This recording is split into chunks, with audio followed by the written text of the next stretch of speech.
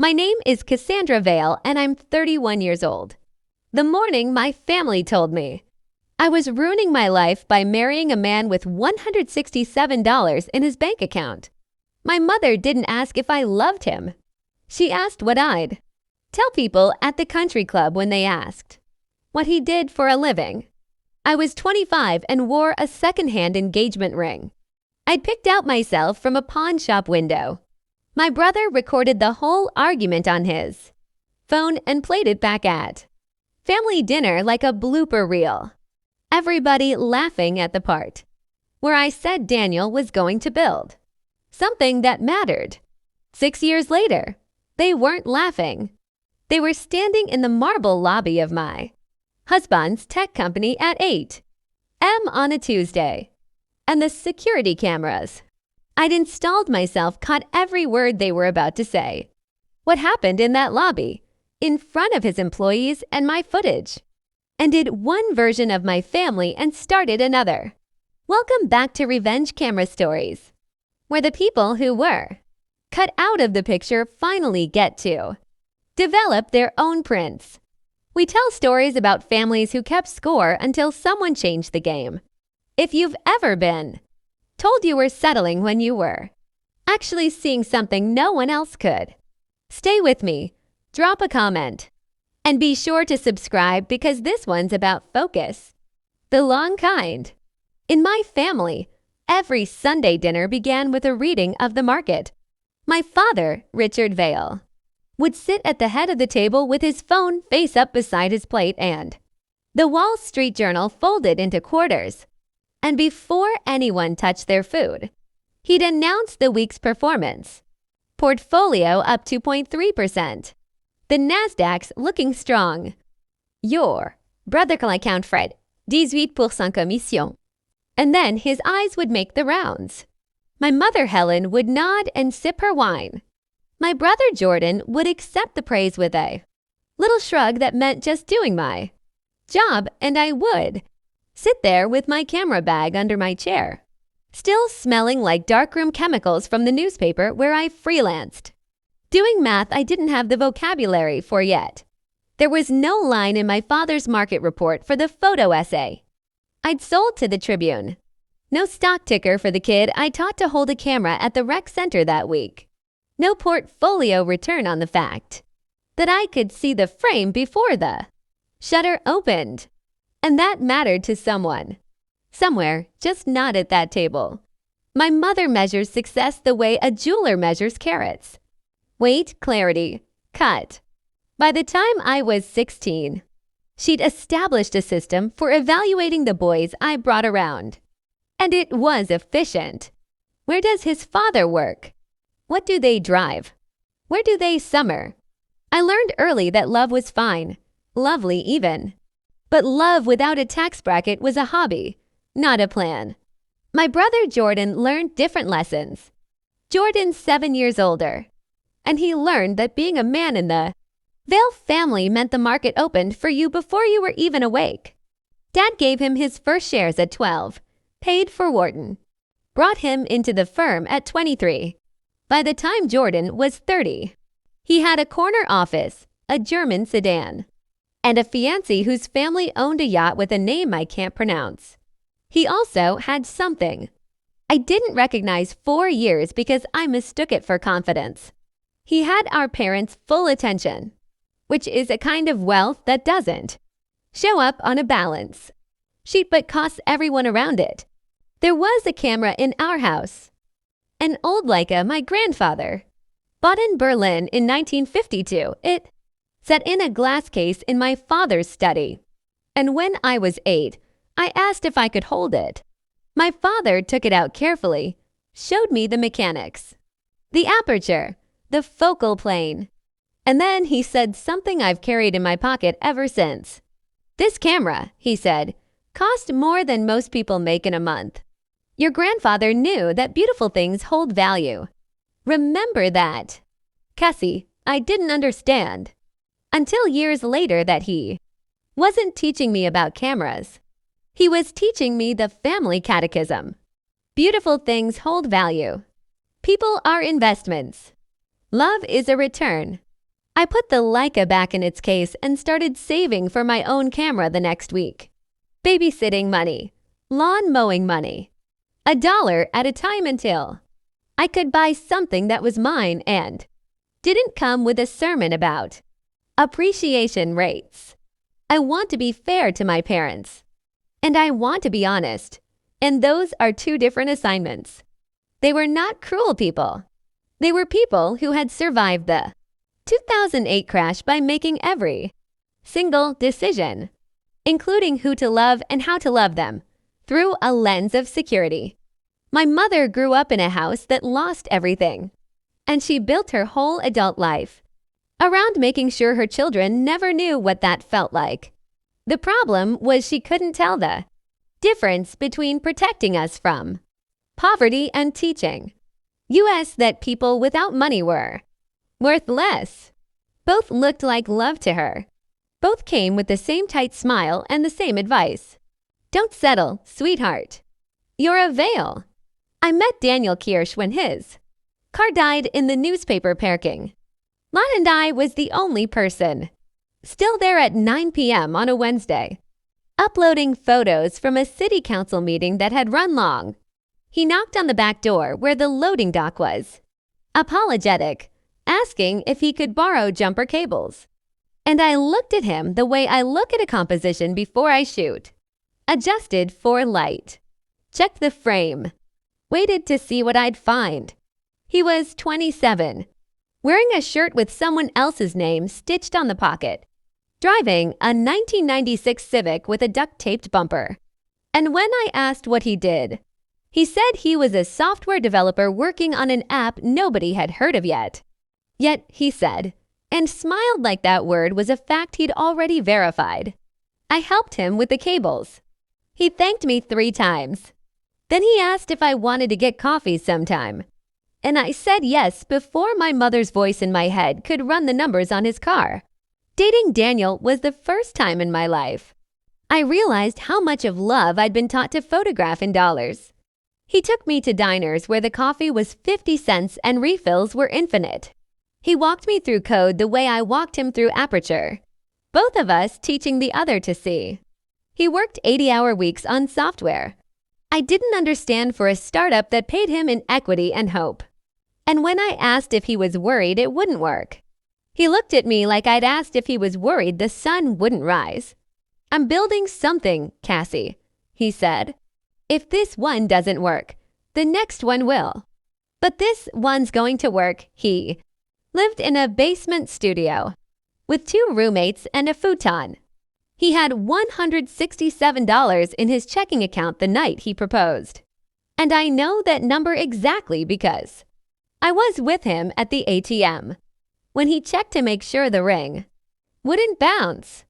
The ring cost $140 at a pawn shop on Laurel Street, silver with a tiny sapphire. And when he got down on one knee on the bleachers of a high school track at sunset, I said yes so fast he didn't finish the question. I waited 2 weeks to tell my family. The way you wait to tell someone bad news, when you know exactly how the weather's going to turn. I chose Sunday dinner because witnesses had always made my mother softer. And I wore the ring on a chain under my shirt until dessert because I wanted one meal where I wasn't being appraised. When I finally pulled the chain out and set the ring on the table, my mother looked at it the way you'd look at a typo on a resume. She didn't ask if I was happy. She asked, "Who is he?" I told her, "Freelance developer, working on a startup. Good man. Going to build something my father set down his fork with surgical precision and said, 'What does he make annually?' Not what does he do, not have we met him. What does he make?" When I said the startup was equity-based right now, Jordan actually laughed out loud. And my mother's face did something I'd seen 1,000 times through a lens. Disappointment with good posture. "Cassandra," she said, using my full name the way she used a highlighter to mark mistakes. "You're a veil. You don't marry a man who can't support you." "I can support myself," I said. "That's not the point." My father cut in. The point is you're choosing a man with no prospects over your own future. What are you going to tell people when they ask what he does? There it was. The family catechism. What will people think? As if strangers at the club were a Greek chorus we had to keep pleased. I looked at Jordan, who was scrolling his phone with a smirk, and at my mother, who'd gone into her brightest mode, the one that meant she was about to say something devastating, in a voice that sounded like help. "Sweetheart," she said, leaning forward, "we love you. We want you to be happy. But you're going to regret this. Men like that don't change.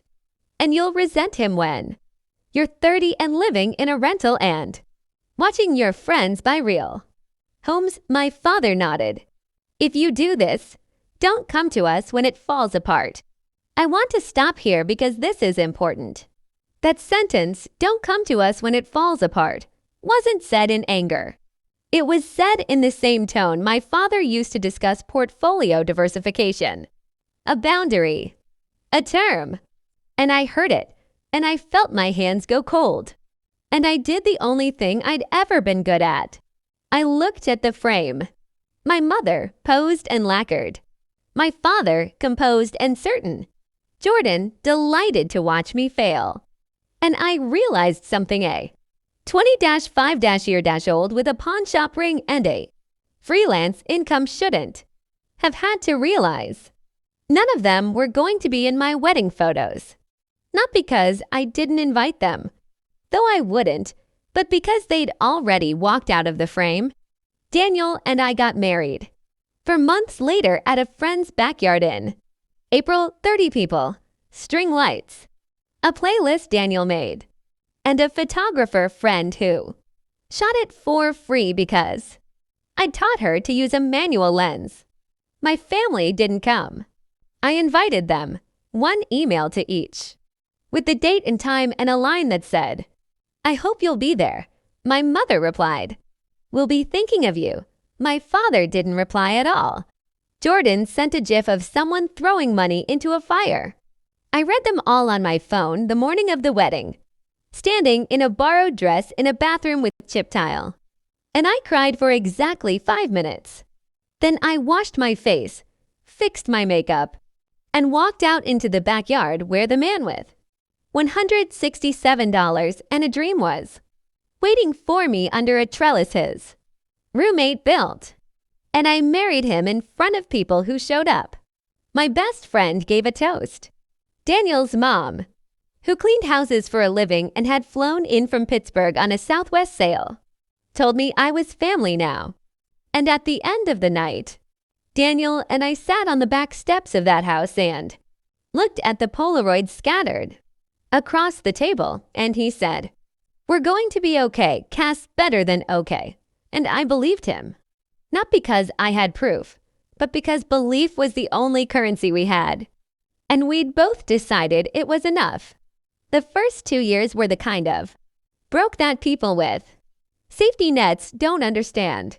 We lived in a 1-bedroom walk-up with radiators that clanged and windows that didn't seal. I worked freelance 60-hour weeks, weddings and corporate shoots and local news, anything that paid. Daniel worked at the startup and drove for a rideshare on weekends. When funding got tight, we ate pasta 4 nights a week. We didn't go on a honeymoon. We didn't buy furniture that matched. And we were happy in a way I hadn't known I was allowed to be. No one was measuring us. No one was checking our performance. We were building something together that didn't have a ticker symbol. And it mattered more than anything my father had ever put in his portfolio. My family didn't call. Not for birthdays, not for holidays. My mother sent a Christmas card the first year, signed with just her name, no note. Jordan posted photos of his engagement party at a vineyard I couldn't afford to visit. And I didn't comment. I thought about them the way you think about a photograph you overexposed and can't fix. Still there, but not usable.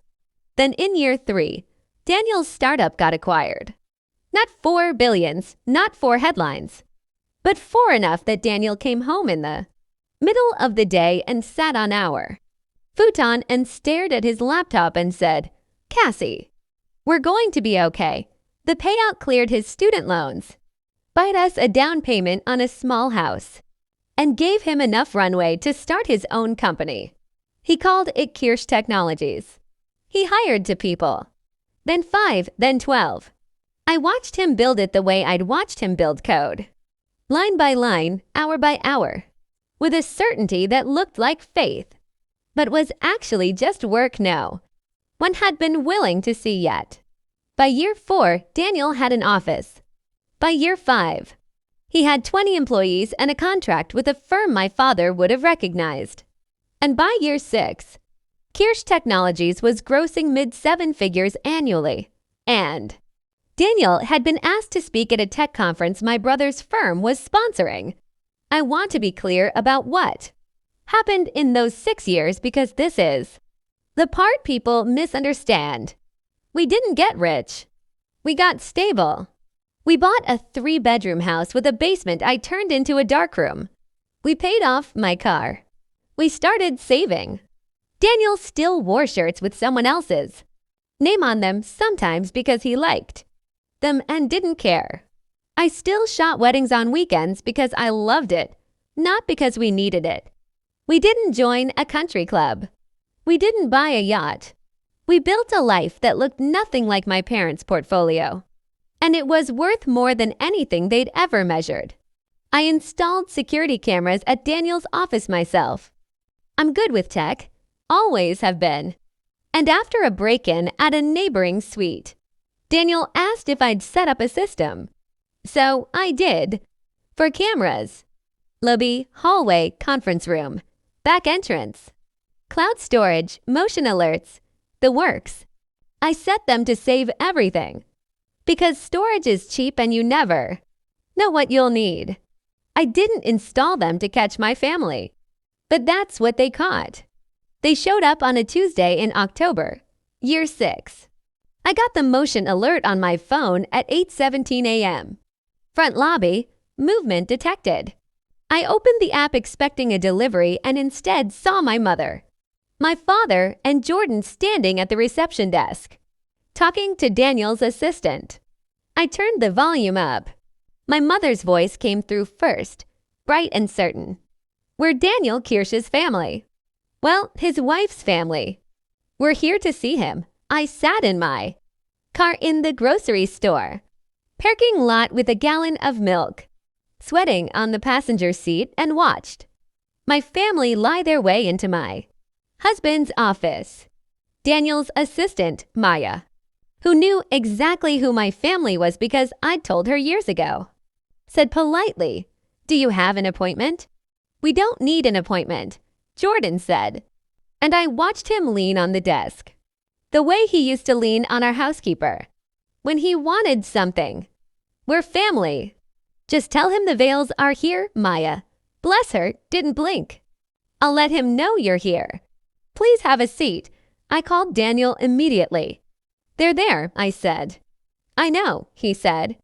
"I'm watching the lobby cam from my desk. What do you want me to do?" And here is the moment I want you to see. For 6 years, I had imagined this. My family coming back, apologizing, saying they were wrong, asking to be let back in. I'd imagined forgiveness. I'd imagined reconciliation. But sitting in that parking lot, watching them on my phone, I didn't feel any of the things I thought I'd feel. I felt calm, clinical, like setting up a shot. Record everything.